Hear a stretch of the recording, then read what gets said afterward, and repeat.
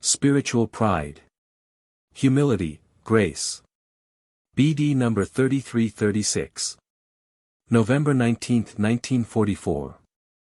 Spiritual arrogance prevents people from recognizing the truth, for the truth is given by God to those who think themselves small and lowly, who stand in deepest humility and can therefore be appreciated by His grace. However, as soon as a person believes himself to be knowledgeable without having received the instruction from God Himself, he exalts himself, for the knowledge of man is small. Even if he receives the pure truth in school, he will only recognize it as truth if God Himself can work in him through His Spirit.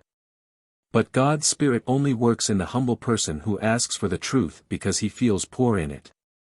But anyone who believes himself to be knowledgeable does not ask for it, and anyone who believes himself to possess the truth does not strive for it.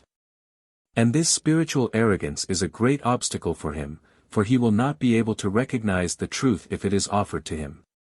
But people who believe themselves to be called as proclaimers of the divine word are mostly spiritually arrogant. For they have acquired knowledge in a scholastic way by using their intellect, and they now believe that they are able to instruct their fellow human beings according to this knowledge. They feel spiritually superior to them and have often not yet established the bond with God which guarantees them right knowledge, i.e., truthful knowledge.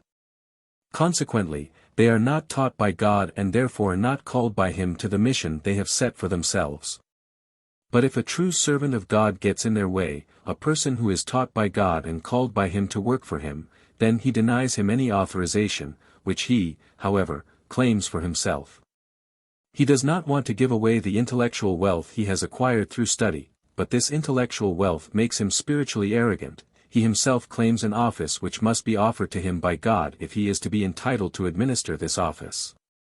He lacks the inner humility which he receives from spiritual activity, for only through the latter does the knowledge he has received in school become comprehensible to him. It only becomes true knowledge as soon as he recognizes it as truth. The humble person who feels poor in spirit need not fear that he will walk in error, for the Spirit teaches him because it can become effective in him. For God gives His grace to the humble. He favors him with rich knowledge, He makes him able to recognize the truth, He makes him His servant, His representative on earth, thus He appoints him to work for Him. But the knowledge of the spiritually arrogant person will never fully satisfy his fellow human being. It is offered just as it was offered to him, scholastically and intellectually thought through but not received from the heart through the working of the Spirit in the human being. And therefore, it cannot come alive either, it cannot awaken to life, but it is received as a word which only sets the intellect but not the heart into activity. The spiritually arrogant person does not speak to the human being's heart, and therefore he will not have the success that a right servant of God has, a person who is deeply humble and asks God for His grace. Amen.